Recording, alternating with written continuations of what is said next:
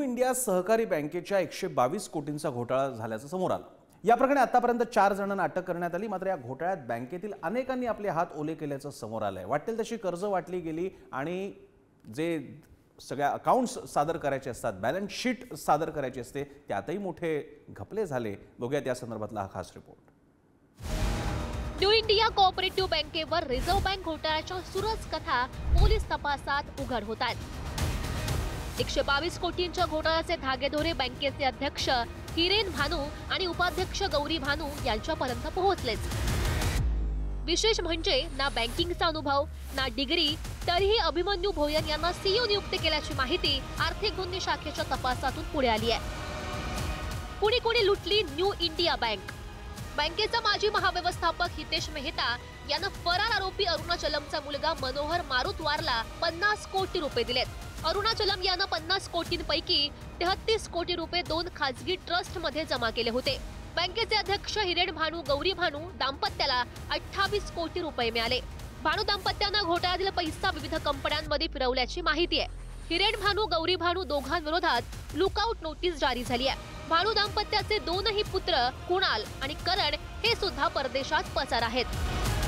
भानू नावाचे जे काही कपल आहे की ज्यांचे एक चेअरमन पण आहेत, जे हिरेन भानू आणि गौरी भानू हे व्हाईस चेअरमन आहेत, हे दोघेही आता विदेशात गेलेत आणि त्यांना 28 कोटी रुपये मिळालेत असं आता पोलीस म्हणतायत। 25,000पर्यंतची रक्कम आम्ही काढायला देऊ असं जे त्यांनी सांगितले, त्याच्यासाठी तुडुंब गर्दी या न्यू इंडिया कोऑपरेटिव्ह बँकेच्या सगळ्या शाखांच्या बाहेर दिसते।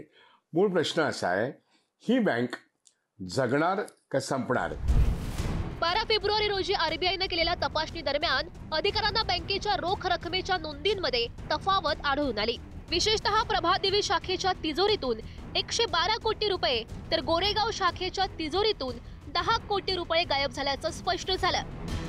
2019 ते 2024 या 6 वर्षात बँकेतील पैशांवर डल्ला मारल्याचं तपासातून समोर आलंय। हितेश मेहतानं कसा गंडा घातला? आरोपी हितेश मेहता 1987 मध्ये या बँकेत कामाला लागला। 2002 मध्ये हितेश मेहताची महाव्यवस्थापक आणि मुख्य लेखापाल पदावर नियुक्ती झाली।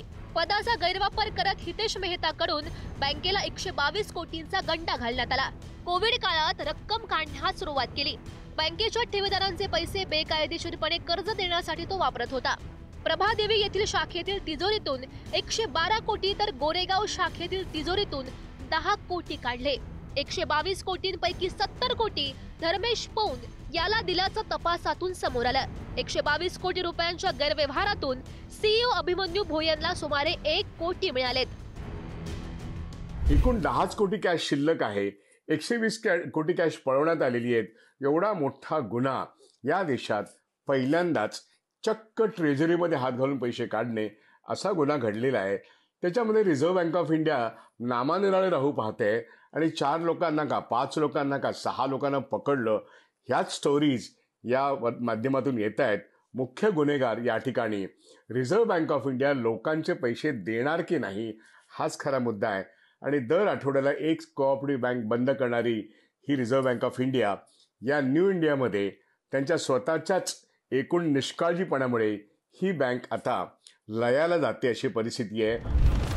कष्टाची कमाई सुरक्षित राहावी या विचारानं ठेवीदार बँकांमध्ये पैसे जमा करतात। मात्र या बँकांच्या अध्यक्षांसह संचालक मंडळ या ठेवींवर डल्ला मारतात, पण त्यांचा हक्काचा पैसा पुन्हा मिळत नाही हे आपल्या देशाचं दुर्दैव आहे।